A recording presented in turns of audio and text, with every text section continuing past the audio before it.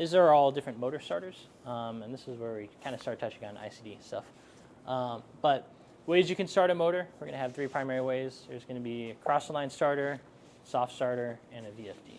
So electrically, we're going to talk about each of those, what the advantages are, what the disadvantages are when you use them all. So anytime I want to start on a motor or do any sort of 3-phase control, I can just use a contactor. It's basically like your big light switch. If I got to get power to the motor and be able to turn it on and turn it off, I need a way to cut all 3 phases simultaneously. That's all a contactor does. It has a coil on the inside. If I go ahead and give it 120 or 24, whatever it wants, I'll go ahead and pull down a plunger. That plunger connects these 2 sides. Now I have power going through. Right? What makes this a motor starter, though, or a cross-line starter, is it's going to be that contactor in conjunction with an overload. So you need some protection down at the bottom. So you can have IEC standards, you can have NEMA standards for all that sort of stuff. I think that's the XTOB series, right? So that's going to be, in conjunction, and we'll sell them either. You can get them separately, or you can get them bundled in together.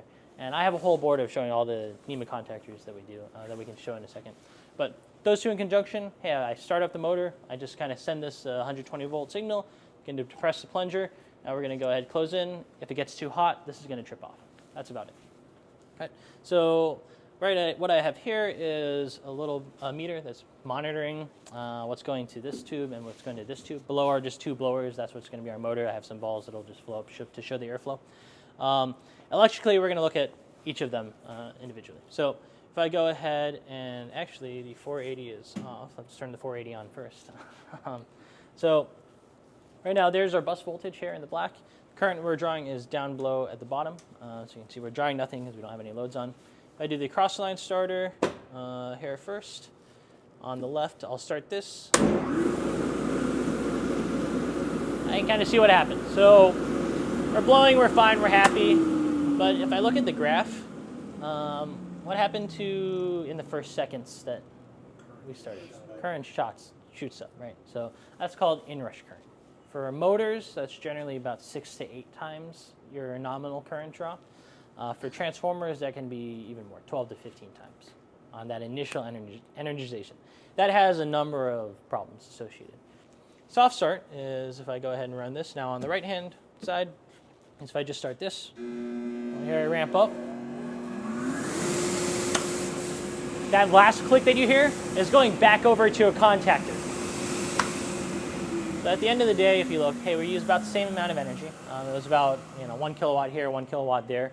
But we don't have that initial spike. And if we don't have that initial spike in current, that inrush current, our voltage doesn't see that effect, right?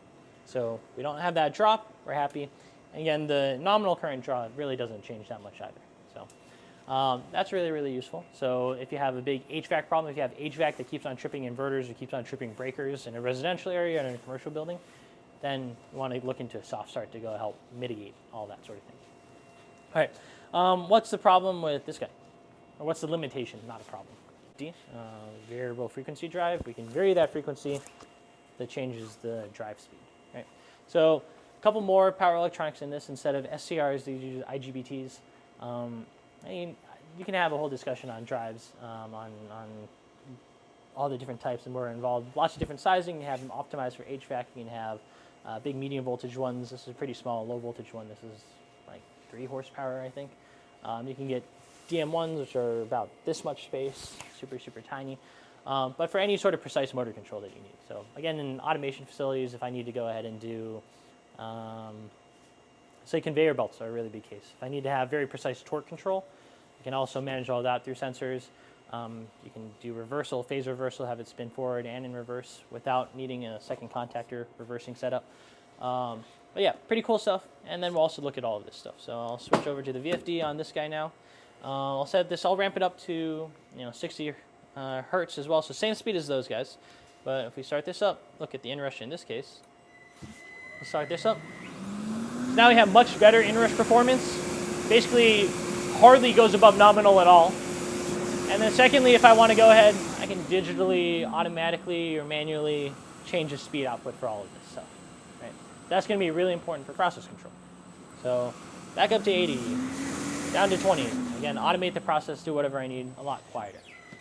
So I'll go back up here. Actually, we'll just de-energize this for now. The other reason why we like to use these guys is for energy saving. That's why there are a lot of government subsidies or incentives to put in drives. There's a higher upfront cost, but over a longer period of time, they can actually save money due to something called the involution laws. So I'll go ahead and show something very quickly here. Let's say if I can get the touchscreen to work.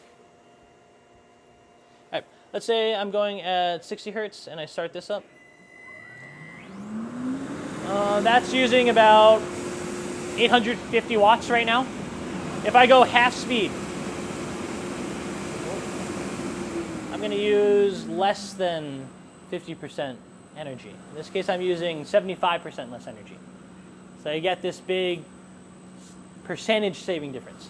And why percentage saving differences matter is if I have a bigger facility, in this case, I have some example numbers, 500 horsepower facility, my utility tariff is 13 cents per kilowatt hour. Overall, just to run the motors for a month, it'll be about $27,000 of electricity, operational costs. Now at 30 hertz, if I don't need that 60 hertz, that goes down to $6,000 per month, right? So percentage savings as you scale higher and higher and higher will very quickly offset any of the initial costs. So that's why we want to go ahead and introduce a lot of these guys to manage all of that, right? So energy savings is a really big part. Internally, what's happening is very, very simple. We have our input, our AC input coming in. We rectify that into DC, and we're going to smooth that out, make it a little bit more friendly. So if we just kind of skip to here, here's our waveform. Here's our AC input through the rectifier stage, and then smoothing it out on the capacitor side. And then we take that DC, and we pass it into an inverter network. So we use IGBTs, and from here, we have our own inverters. We can invert it to whatever frequency we want. Motor speed, output frequency, motor current, motor torque, motor power, voltage, DC link, temperature, motor temperature. I put in the nameplate information into this. I can do all those calculations. And this is just a very, very small taste of what it can do. There's a whole lot of other automation that we can go ahead and do as well. I mean, analog input stuff, tons of pages, digital input stuff for the automation, and analog output, digital output, logic functions. From the control side, you can have PID controls, torque control, speed control, have it for specific functions like mining applications, crane applications, conveyor belt applications, coordinating multiple drives together. If I'm in a hotel and they have two backup pump systems for all their water and sewage, one goes down, I can go ahead and have it transferred to the other one. I can have them share half load, lots of different things that you can do for this setup.